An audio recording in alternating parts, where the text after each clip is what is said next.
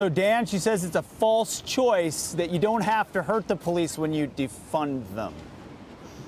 Okay, listen, liberals they're full of dumb ideas, okay? We get that. I mean, when you think, even just in the past week, so Joe Biden, he wants to, he canceled the Keystone Pipeline, so they dumped a bunch of energy jobs here while simultaneously building out the Russian pipeline to make Putin richer. They also want to teach us to remedy past discrimination by teaching kids now to discriminate. So liberals are full of dumb ideas. But having said that, the defund the police movement, I'm not kidding, was triaging the dumb ideas, was the single dumbest idea they have ever had. And you can tell they know it because they're trying to now blame Republicans for it, which is hilarious. Like, you have to be a dunce with a dunce cap sitting in the corner to actually believe this stuff.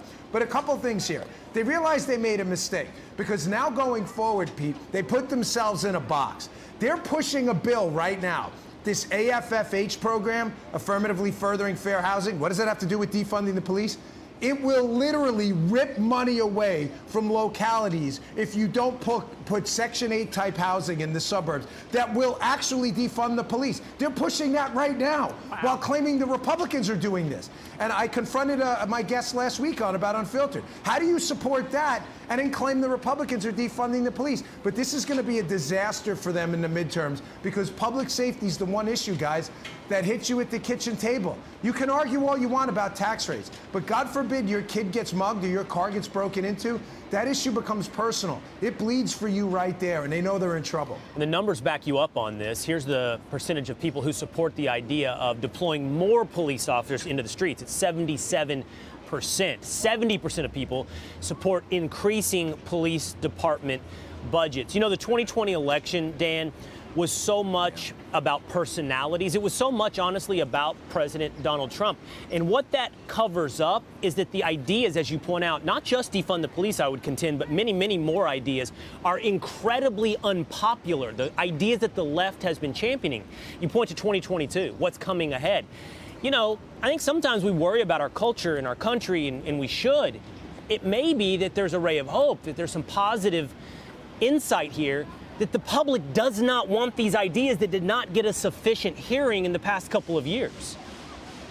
Yeah, and see, that's the thing about, you know, with liberal issues versus conservative issues. Some of them you see everyday kitchen table voters who, you know, they can't get lost in the wonkery. They have, you know, they have to go to work. They have to go to their kids' soccer games. If the tax rates go up a few, you know, points here or there, yeah, maybe it affects them. Maybe it doesn't. They'll catch their accountant at the end of the year. You know, they're paying it every week in a check. They barely see it's direct deposited.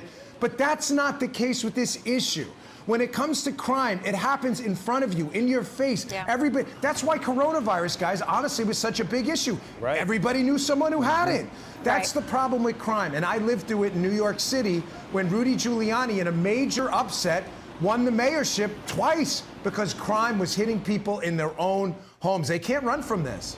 You're so right, Dan. In New York, I swear, the city is just so different over the last 6-7 years. The whole place smells like, I'm sorry, it smells like urine and pot, and there's, you know, there's crime everywhere. It's just disgusting. No, don't be sorry. No, it's I mean, true. I hate saying live there, it. I'm and here, I go but up, and it's gross. Yeah, it's disgusting. It's gross. It's the greatest city on earth. Yeah, they should treat it as such, and they don't. Yeah.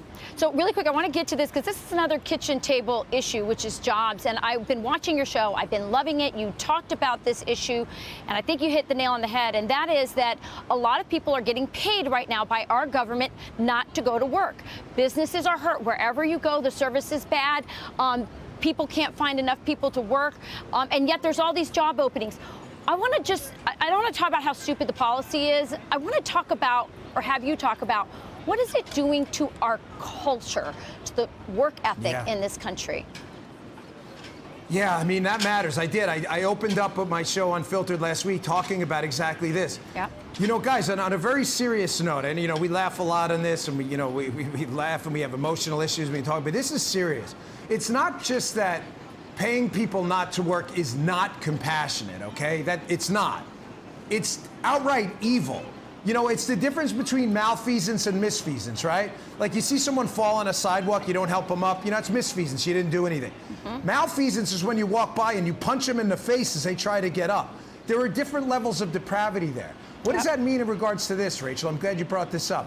When you rob people of the dignity of a job by incentivizing them and paying them to stay home. Not all will, but a lot will. People aren't stupid. Some people are rational maximizers. I can make more staying home, so I will. You rob them of everything. The experience of socializing with other human beings.